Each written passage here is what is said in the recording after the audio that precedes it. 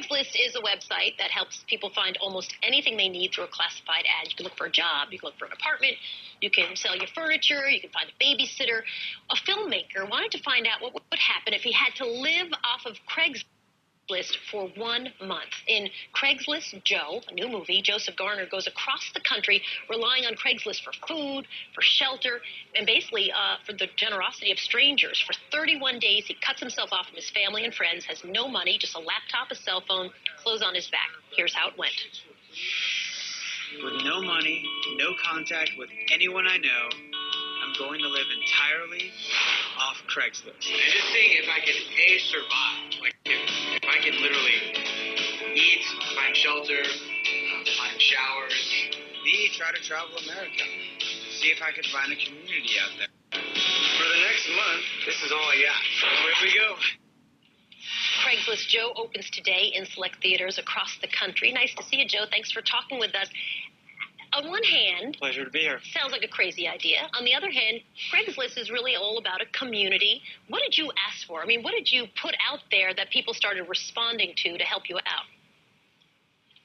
Well, I was just, in my postings, a regular guy. I didn't reveal that we were doing a documentary. I was just a guy looking to meet up, or if there was a extra room in a car going to another city. I was just looking to connect with people and kind of taking it from there. You were shooting it, though. Did people react differently when they realized that they were going to be part of a documentary? You know, initially people didn't know, but once they agreed to meet up, I let them know. We just had one camera guy who I actually met on Craigslist the week before I went out there. And I spent a number of days with a lot of people, and, you know, I felt like people were very natural with me, and we kind of just forgot the camera was even there. Walk us through some of your experiences. What was the very best, and what was a complete nightmare? You know, the very best, I just met so many incredible people. Like, when I went out there, I had very little expectations of, like, who I would meet, where I would go. I met incredible people from all over the country that just kind of showed me amazing generosity and just goodwill. As far as the worst, there were definitely some days without food, without shelter.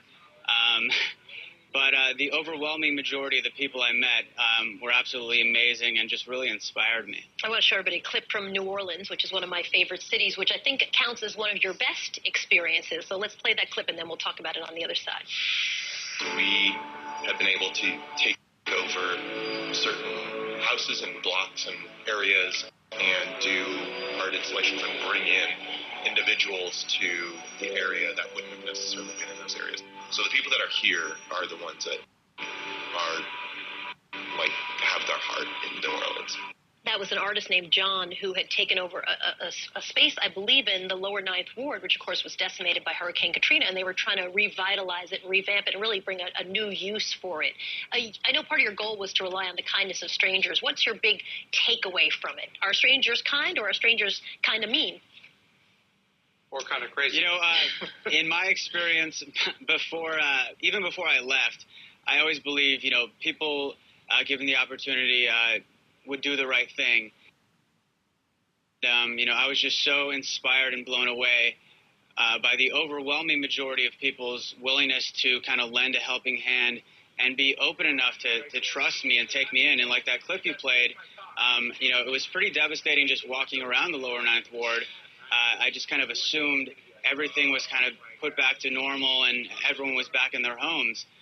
That wasn't the case, but it was people like John that kind of, you know, banded together with the people in his community to really try to rebuild it in a positive way. And I just saw that all over the country, just people really coming together, you know, especially in these tough times. Zach Galifianakis is the executive producer, and I know that for a lot of people to meet up with strangers, if my kid told me they were going to do that, if she was old enough, or any of them, I would have been like, no, that's bad. How did you stay safe? I mean, I know, you know, Craigslist has their safety warnings, you know, be in a public place and don't invite strangers into your home and tell friends and family members where you're going. All those rules you broke, every single one. Yeah, my mom was a little worried going out there. Fortunately, the camera guy who I went out there with, Kevin, he was about 6'4", so that made her feel a little more comfortable. But, you know, I would try to meet people in public places, and really just kind of establish a rapport online and then on the phone. And, if I was willing to or expecting people to take a chance and trust me, I in turn had to trust them. Joe Garner is Craigslist Joe. The movie is out starting today. Nice to have you. Good luck with the movie. We appreciate you talking to us. Thanks so much for having me on. You bet. I want to see that movie because that sounds like a great concept. And